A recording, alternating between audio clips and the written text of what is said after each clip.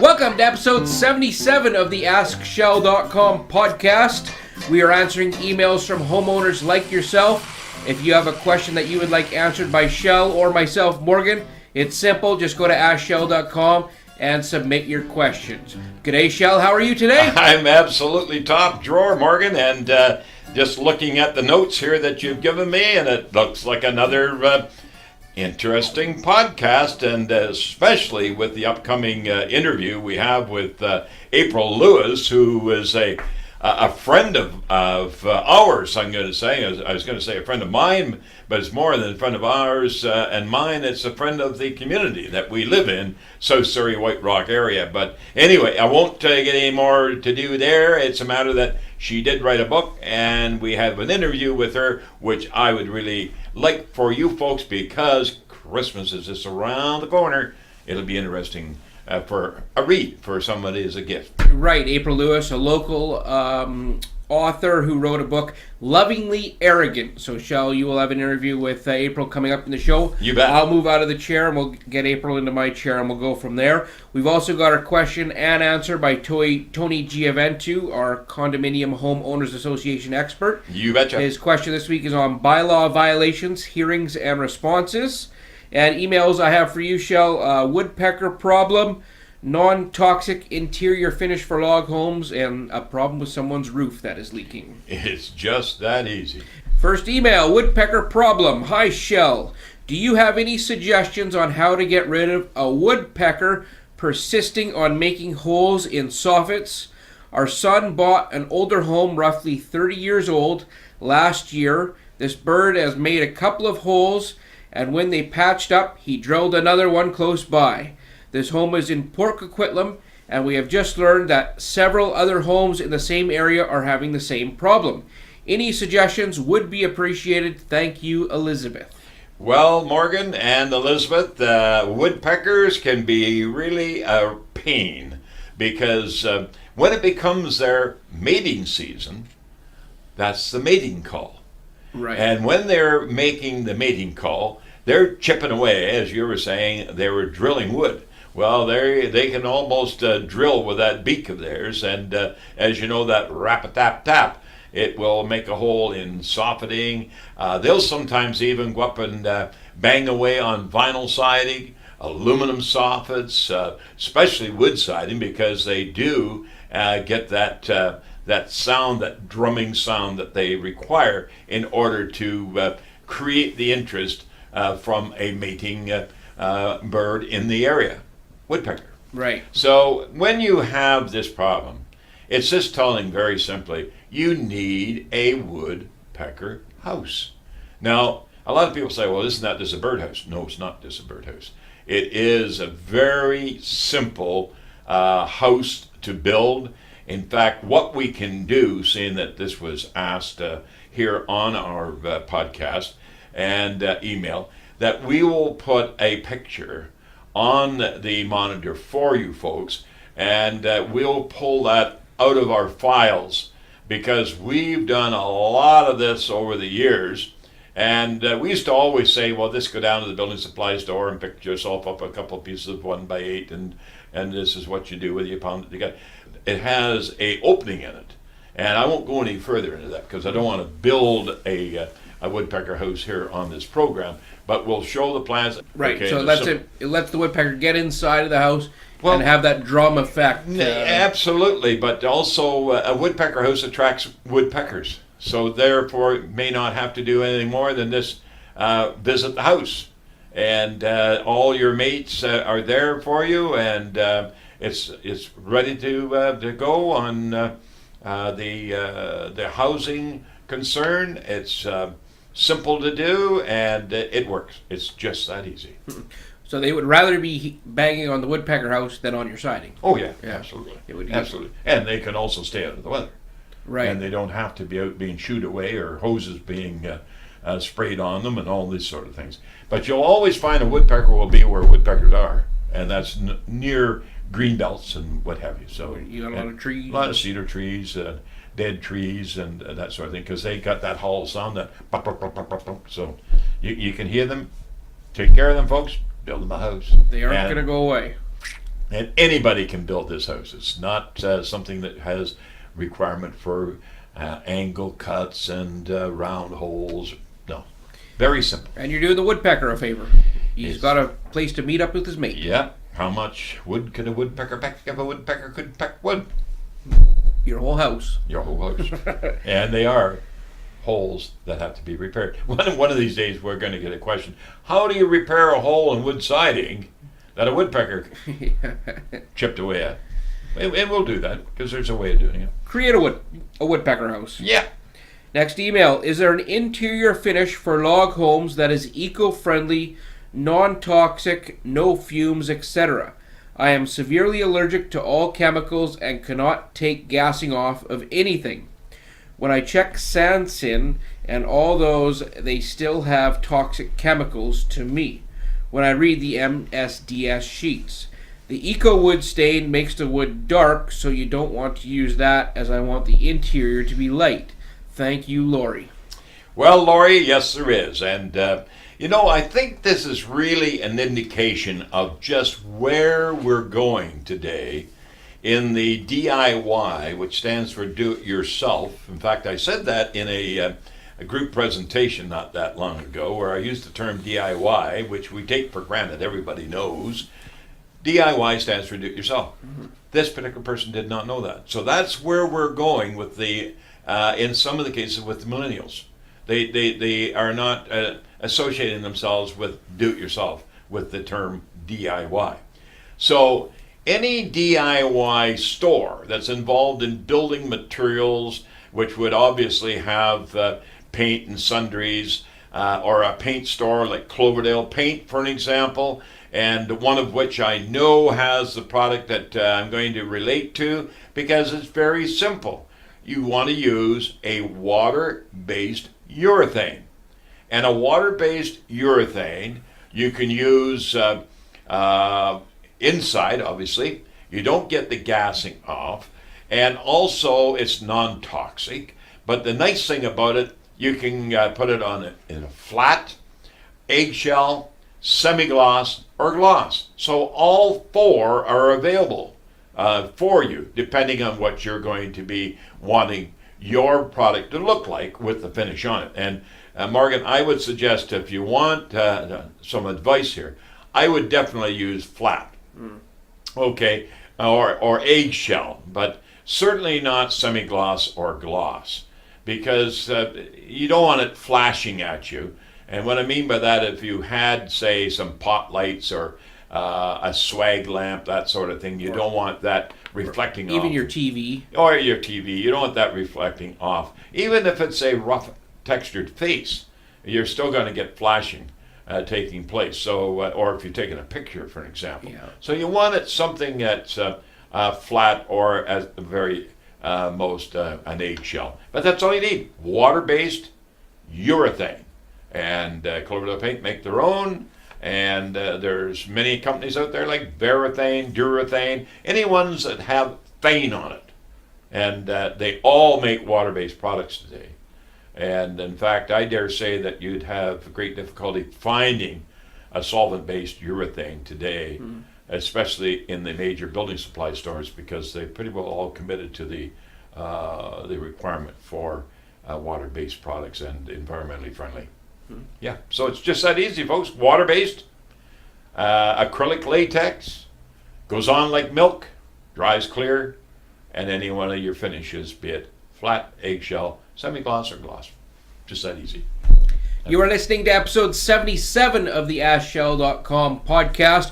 We are answering emails submitted on AskShell.com from homeowners like yourself.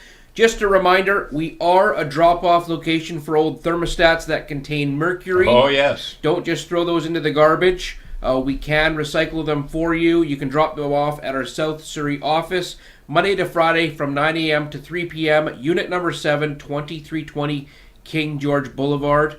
And we take care of those. We've got multiple people who have dropped them off, but I know there's got to be a lot more out there that people are getting rid of.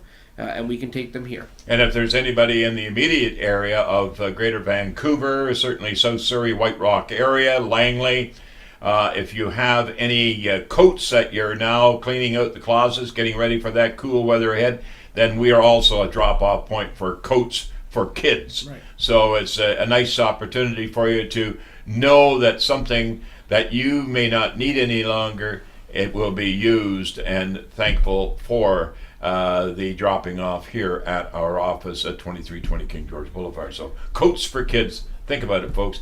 Mittens, jackets, winter coats, scarves, as I said, gloves or mittens, socks, and maybe even a toque, that sort of thing. So anything is keep you warm. Anything that'll keep you warm. And if you are outside of the Lower Mainland, for the old thermostats, I just put an article up on askshell.com. Recycle your old thermostats, and there's a link on that page where you can search in your area where you can drop off your old thermostats. AskShell.com, going right across the bottom of your monitor as you're listening and viewing this episode 77 podcast. We will get one more email in here, Shell, before we get April Lewis in to talk about her book, yes. Lovingly Arrogant. And then after April, we will have Tony Gioventu's question and answer as well. This last email for you is subject roof leak. I had a new roof installed 5 years ago. During this last storm system, I checked the attic. I found that there were 5 or 6 locations where it appears water is weeping down the nails and the sheathing is wet. At this stage, it is not dripping, but the shingles are gaff, 3-tab, and I'm not too happy about this. They seem to be correctly installed. What should I expect from the manufacturer or supplier?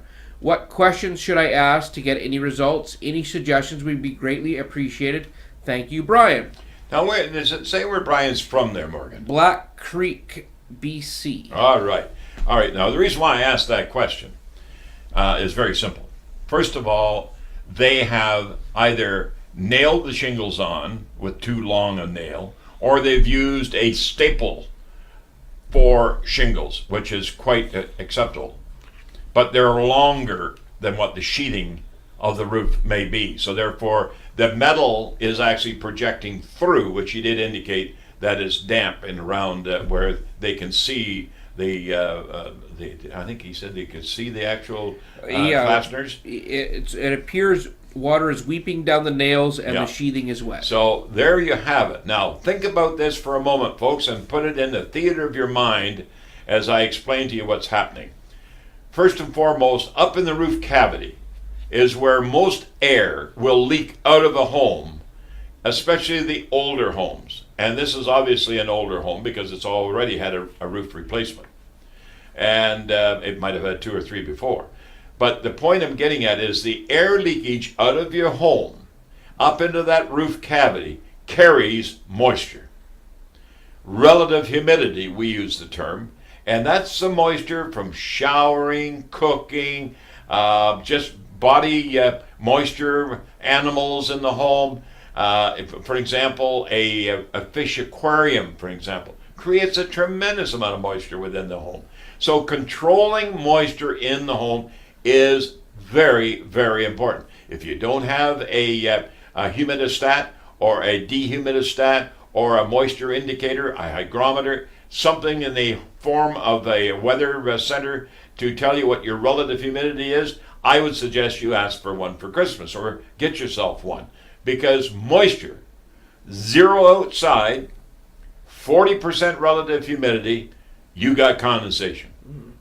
And when you got condensation, that's exactly where it'll show up. Because that air carry moisture up into the roof cavity, around light fixtures, around venting, as far as your bathroom, exhaust venting, cracks, anything that's going to allow air to pass on up through. It could be even a roof, a plumbing vent going up through a wall. It could be nails holding on crown moldings. It could be around electrical switches on inside walls or duplex receptacles on inside walls. That allows air to go up into the roof cavity, and that moisture now comes in contact with anything that is cooler or cold that's going to meet dew point. And you meet dew point, you got water. And it's not the problem with the shingle. Don't blame it on the shingles, because the shingles have nothing to do with it. It may have something to do with the way it was applied because of the length of the nail or staple. But the shingles, there are no companies to my knowledge that have produced a shingle to obviously turn around and leak on a roof. Mm-hmm. It's all in the quality of install, and you want to make very certain as to who is installing what. Are they qualified? Now, I know the shingle that you made reference to, you can go out and buy at a building supply store. And you can also have your friends come over and have the friends help you put a roof on. All of that being said, could even be a roofer in there, being one of the friends, a roofer. Because that's the way it normally takes over the discussion. Well, we're going to put a roof on in a couple of weeks. Give me a hand. Sure thing. No problem. Up goes the roof. The thing is that ventilation is the most important thing with a roof cavity. You got to make sure that your exhaust venting from the bathroom is properly insulated and taped and sealed. That's the duct that goes to the roof jack. You got to make sure that all the light fixtures on the ceiling, any duplex receptacles and switches on inside walls, anywhere there's moisture going to leak, you want to make sure you put those little foamies on behind to stop that air leakage. Your draft proofing. That's what it's called, draft proofing. And when in doubt, don't pout, let Shell help you out. We've got the book here at our office, free of charge, don't cost anything. And it's called Keeping the Heat In. You can actually go keepingtheheatin, I believe, .com. Just Google Keeping the Heat In, Natural Resources Canada, and it will come up. It's all a PDF version online. They've got pictures, and the entire book is online as well. Or you can stop by our showroom and have a hard copy. And you can put that right on the screen as there. Absolutely. And you did talk about this in one of your recent Ombudsman blogs. Yep. So go to Facebook and search for Shell Buzzy's House Smart Referral Network. All of his blogs are on there. Or follow Shell Buzzy on Instagram. They're on there as well.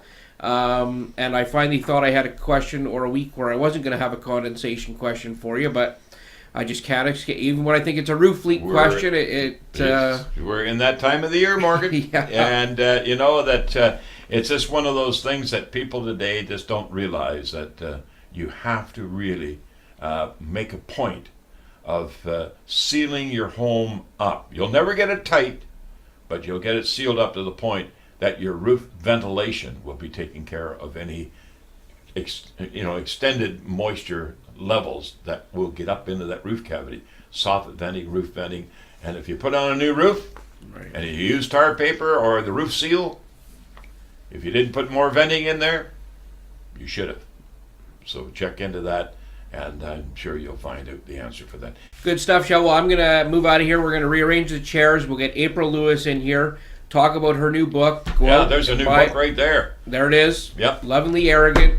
And then I will come back in here in a little bit and we'll get Tony Gioventu's question and answer. You bet. Look forward to it. And folks, don't go away. Hang in there because this is a podcast and right around the corner it is Christmas. So we got a few more before Christmas, but we want to keep you abreast of what's going on. What you can buy for Christmas that makes a lot of sense. Back right after this. Well, hello again, folks, and welcome to my podcast. That's the coffee break. That's the one that brings you all the information on the how to, the what to, the where to, the why to, the when to, the who to. But today it is about who to. And with me today I have April Lewis. April, how are you? Very nice to be here, Shell. Well, thank you so much.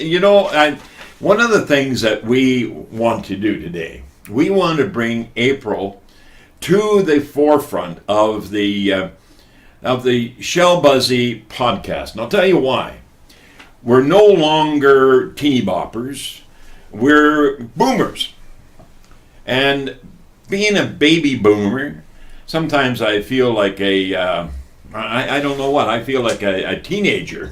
But on the other hand, I think that's just the ingredients of knowing people like you, because you're a very interesting person, known you for some time, and was introduced to you when you were associated with carp. Now tell me, C-A-R-P, I thought you were going to invite me to go carp fishing, but tell us about carp.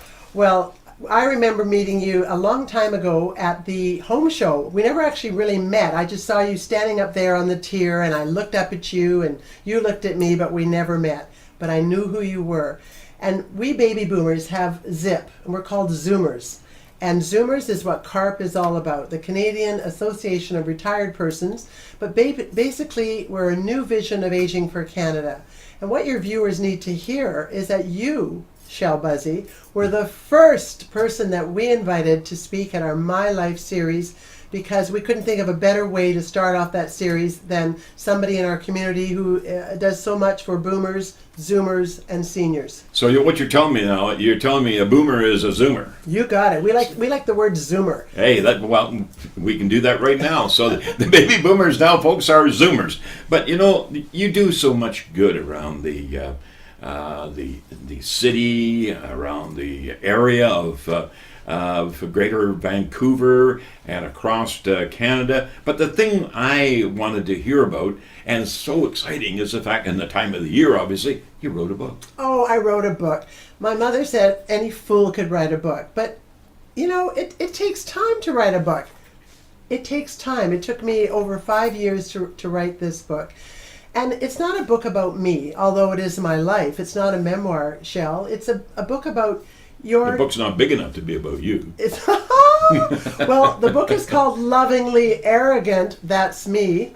And that was the name my dear, sweet counselor gave me when my life was falling apart. And I went to see her and I boo-hooed on her couch.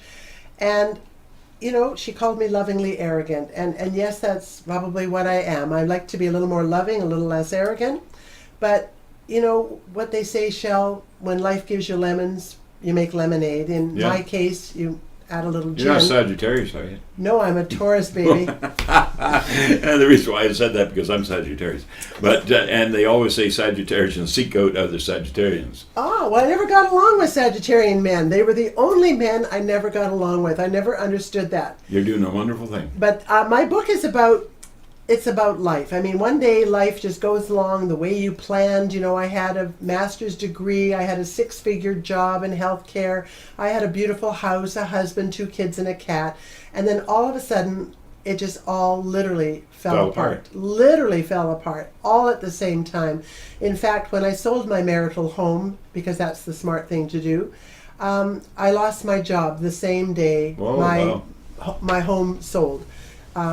32 years in healthcare, and they literally, just without any warning, whisk you out the door. It is the most dehumanizing experience you can imagine. So that's what's in your book?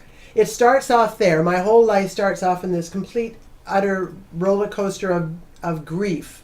And my book starts off, we can do this without drugs, because that was my choice, to start my roller coaster life of change and transition without drugs. So I would lay on the couch for about a year listening to Leonard Cohen. There's a crack in everything. That's how the light gets in. And the cover of my book shows that. The crack in the pavement, the flower coming out. There's a crack in everything. That's how the light comes in. Well, I definitely want one of those books. And I see that you actually, your signature is your it's my lipstick. Absolutely. Well, that's the real McCoy. That's the real McCoy. Now, tell me, you write a column in the local newspaper. I do. Which is always a column that I read. Thank you. Is that what you have taken and created and developed into the book? Absolutely. On my Zoomer column, I've been very fortunate to have the column for 6 years now. And when I had 50 columns, I said, you know what? I've got enough to write a book. I had what my editor calls a woohoo moment. And I'm so proud of my columns with the Peace Arch News. But let's be honest, they're too nice. They won't sell a book. We all know that sex sells. So I also had a year contract with Zoomer Singles when I was writing a weekly blog on dating and sex. And what makes that so funny is I wasn't dating or having sex at the time. But I did a lot of research, and boy... This family show, you realize. It's a family show, but some of that is a little racy. But it's interesting because it's obviously your story. My story. And your story is what you want to make available to everyone, and the reason for writing the book. Absolutely, because my story is your story. This is not a memoir, but my themes in the book will resonate with your viewers. And it's not home improvement, folks. Well, there's... I guess say home improvement in a sense, but it's not pounding nails. Well, I start off one of my columns. It says, I have a faucet that leaks, a broken light bulb stuck in its socket, and a thingamajig which has fallen off my closet door. Where is a man when I need one? Now, this is not a column about home improvement. Call although Shell Busey. Call Shell Busey is the obvious answer. But instead, I talk about how men have to embrace new gender roles. Well, you know, it's so nice to hear that sort of information now being made available and coming out behind the covers of a book, especially written by yourself, April. It reminds me of every morning. I was mentioning earlier that I have a buddy that calls me. He's 95 years old. Every morning he's got to call me between 7:30 and 8:30. And when I answer the phone, knowing it's him because on my cell phone it comes up, Stanley. And when I have that message in front of me, I'll say, "Good morning, Stanley. How are you this morning?" And Stanley, "Oh, just great. I'm up and at her." But you deflect all of that. Any concerns that he might have health-wise? Did he have his breakfast yet? I'm asking him. Well, that way is caring. But that is so important because one of the big fears is being alone as we age. And I have an article in my book about that. It's called The Joys and Perils of Living Alone. And one of the perils of living alone is falling down the stairs and no one discovering you. You know, and that whole fear. So I think it's so wonderful, Shell, that you connect with your neighbor and friend because that's what we all need. We all know that healthy aging, we need social connection, physical exercise, and a purpose in life. Right. But social connection is so important. So I talk about that in my book. Well, Lovingly Arrogant, I think, is an extremely interesting title. Fabulous. And also I read here in my notes that it is your first book. Now, are you implying that there's going to be more? Oh my goodness. I just have to sell the millions of books that I have already. Although I must say, in the first 3 months, less than 3 months, I've sold my first 250 books because I am the author, but I'm also the promoter and the this and that. You're the marketeer. The marketeer and the publicist and all that. But this was basically not to, be famous or whatever. It was a catharsis for me. This is like my baby. I have 2 beautiful daughters, but this is like my third baby. And it is full of my authentic voice. I say things that often other people are thinking but are afraid to voice. And I think your readers and listeners will my words will resonate with them because who hasn't taken a journey of transition or grief? Oh, absolutely. And when you use the term in your title, arrogant, and I've never actually seen that side, obviously, because of the number of meetings that we've had at different functions, etc. And but knowing the term arrogant, it's the way you bring that about in a lovingly way and a meaningful way. It's going to mean a lot to you folks to read this book. And I know it is the time of the year, and we're going to make this book available through our Shell Busey Home Service office. That way it makes it easy to receive it, first of all, because we can mail them out. We can take all the different MasterCard and Visa and that's what so have kind you. of you. That's really, really kind of you to Well, do I know that. it's a lot of work, and writing books. In fact, the last book that I wrote, which was number 5. Oh. Number 5. Now, number 4 was the first one that went on the market, and number 5 is the one that we started with. So don't ask me that question as to why we did it that way, but it was the way we did it. The very first book, I relate to number 5. Number 1, 2, 3, and 4 are books that are in under covers like yours. But the reason why that we did is to bring the information, the education, the family, our whole life story is in there as well within the 4 books. But the reason why we did it was letting people have something they can refer to. And that's exactly what you're doing here. It's something to refer to. Yeah, it's not a self-help book or anything like that. But no. If the reader can read something and go, oh my gosh, that's exactly how I'm feeling. But I've been afraid to express it. I've been afraid to express how I feel about Christmas. But somebody has actually said it. So I write from my heart. You know, one of the things I said to Stanley one morning? This gentleman's 95, folks, that phones me every morning between 7:30 and 8:30. If he doesn't call me, then we will get the emergency key to find out why. Right. But Stanley has always said to me, Shell, when you get to my age, one of my greatest concerns is dying in my sleep. And I said, well, if that's the case, then let's sit up and we'll talk about being my position. We'll talk about my position being your buddy. I want to be your buddy, so you do this. You phone me every morning. And letting him know that he is one of the worldly people that I know, and one of the interesting people that at 95, in fact, at my age 74, I said to him, I said, Stan, I could have a whole new career happen and take place in the 20 years between you and I right now. The thing is, social isolation is so prevalent amongst seniors. And so that's one good thing about CARP. We bring boomers, zoomers, seniors together to make them feel that they have a purpose. CARP stands for? The Canadian Association of Retired Persons, but we wanted to say a new vision of aging for Canada. Could I put a little plug in for our Christmas party? Absolutely. Our free Christmas party, which is happening. Keep in mind, you put it in here today. Next year when we run this again, it will be... That's okay. I'll just December 7th, Wednesday, December 7th, we have a free Christmas party at the White Rock Community Center on Russell Avenue from 2 to 4. Santa will be there, and we'll have entertainment, and we look forward. You don't have to be a CARP member. You just have to be a Zoomer to show up, and we would love to have you. But Zoomer Boomer, whatever. I just don't like the word senior. Yeah. But the most important thing is for us to keep going, to have a purpose. And if my purpose is to share with your viewers and your readers, that's okay. You're not alone. You're not alone. We all go through stuff. Yeah. You're not alone. It's not what happens to you, it's how you deal with it.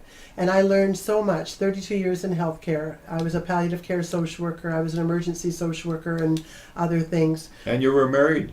I was married. Believe that. Somebody wanted to marry me. And you got 2 daughters.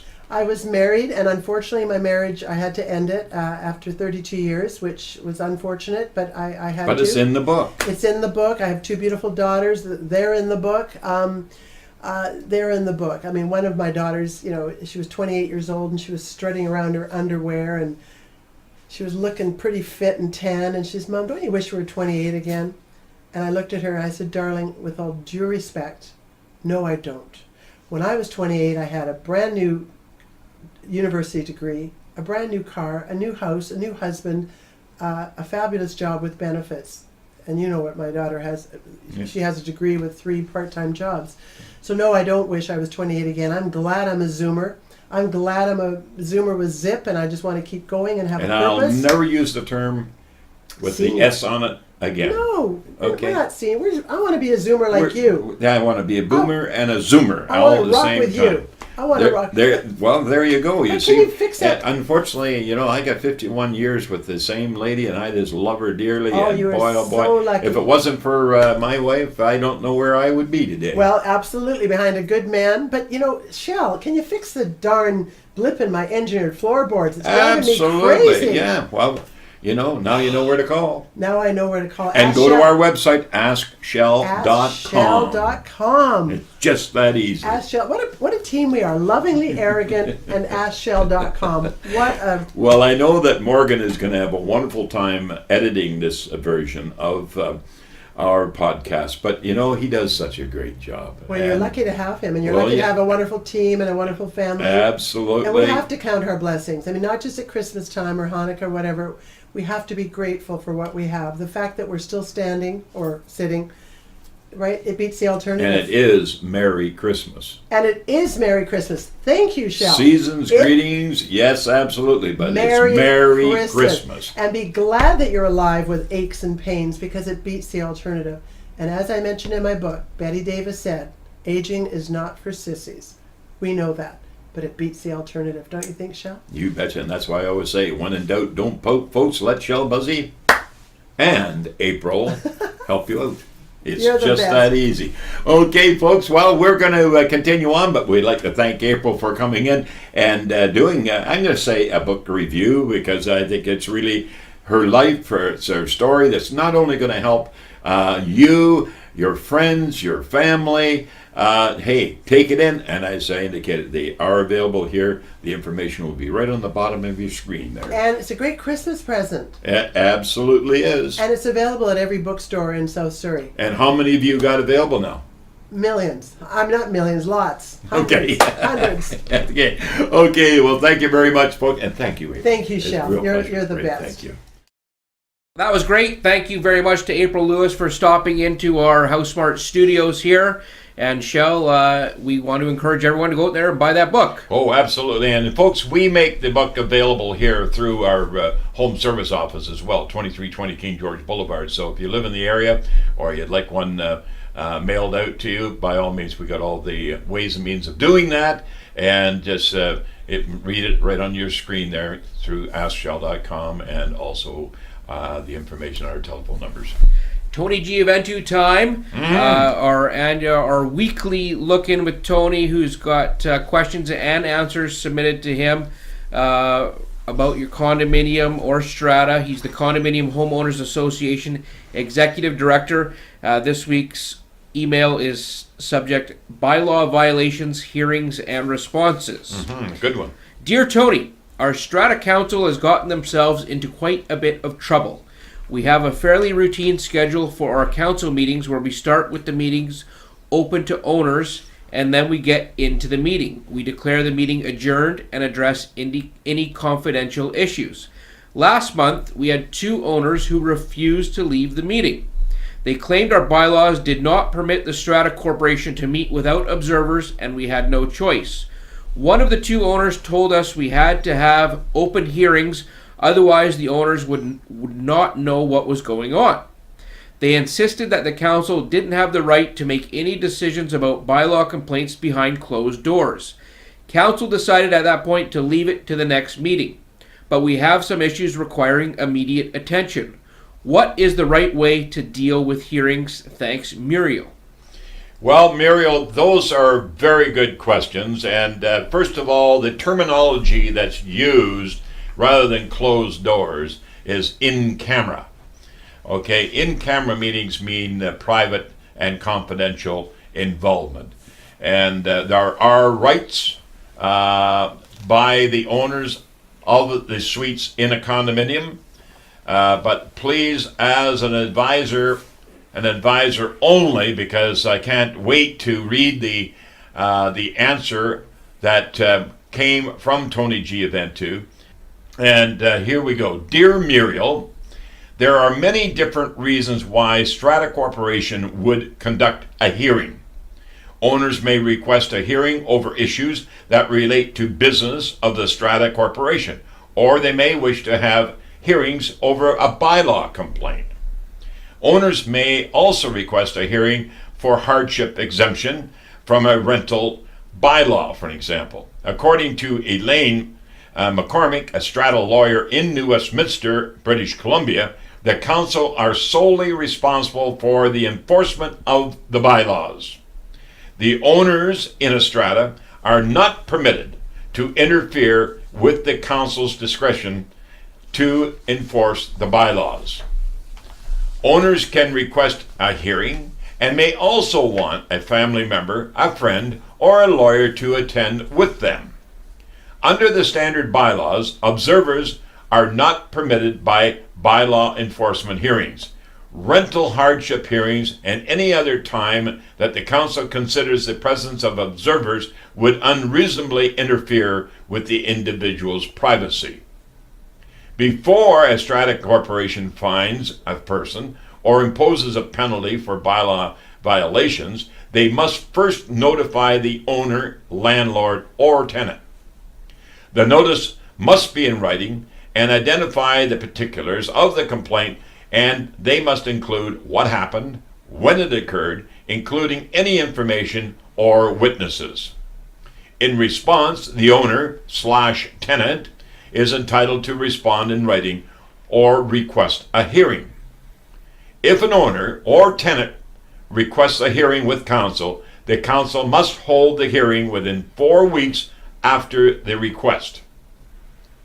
The council must also act reasonably in scheduling the time for the hearing.